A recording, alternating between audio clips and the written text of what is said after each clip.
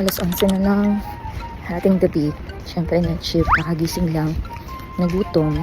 Yun na lang, napaka-convenient dito. Laging bukas yung mga 7-Eleven, tapos ang daming mga choices ng food. So, yeah. Hindi tayo nangangambang magutom sa gitna ng hating gabi. Ayan, share ko lang.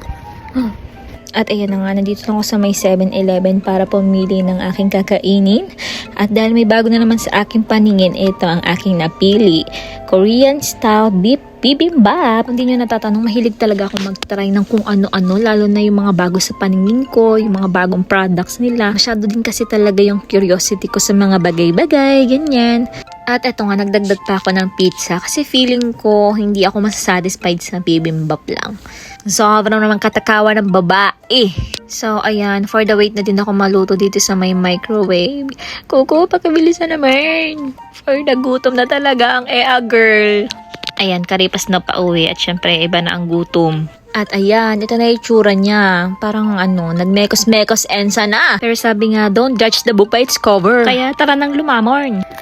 Oo, may kanin. May kanin na pala siya. Yung halo-halo, yung binibili natin sa yung binibili ko. Uy. Sino mo? Yung tsura niya. Sari-sari. Bibimbap ba? Bibimbap na. Let us try this. Bibimbapable. From 7-Eleven. Taste test. Unang kagat. Bibimbap agad. Pagka pumasok sa karte, lumabas tayo.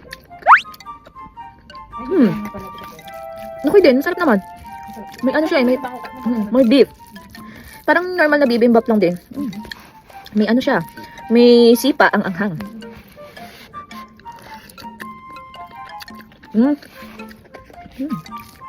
Okay din naman. Pwede na to. Pero syempre iba pa rin yung bibimbap sa binibilan natin sa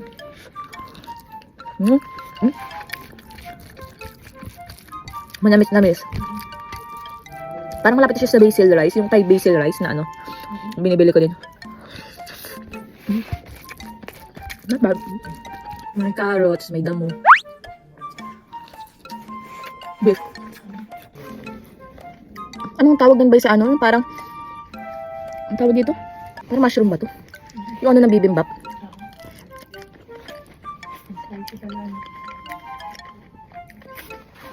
Dahil sa maanghang, medyo mainit yung tiyan. Sa loob. Nabanas. Medyo nabanas. Perfecto kasi malamig. At syempre, tinry ko naman na itong Pets of All. Hawaiian nga pala yung flavor niyan. So, hindi na ako masyadong naka-imek. Masyado na ako na-overwhelmed sa mga kinakain ko. Uy! Pero yan, tamang-tama lang din yan sa akin kasi okay na ako, solved na ako sa isang slice. Hindi din naman ako masyadong big eater. Uy, over naman sa paggamit ng TH. So, ayan, basta lumapang lang ako na lumapang dyan. Hindi na naka-imek si ate girl. Basta, alam mo yon, ina-enjoy lang niya yung paglamon. Ngab-ngabin mo! Uy! At dito na muna natatapos ang aking kain serye. Abangan niyo pa yung mga susunod kong iti-try ng mga kakaibang foodang. And that's all. Bye-bye!